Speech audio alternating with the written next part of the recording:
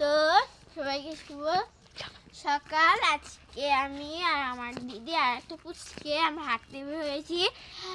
আমি, আমার দিদির নাম হচ্ছে লোপাদি, আর একটা পুচকে। তো আমরা এই জায়গা থেকে যাবো কোথায় আমরা জানি না, গন্তব্যস্থল কোথায়। আমরা তো হাঁটতে বেরোইছি, কুয়াশা আর শীত অনেক এখানে। আর এখানে কয়টা বাজে জানেন? 6টা বাজে, ডাইরেক্ট 6টা। আমরা উঠছিলাম 5টা, খাইতে 6টা বেজে গেছে। এখানে আমরা তাড়াতাড়ি রওনা দিছি।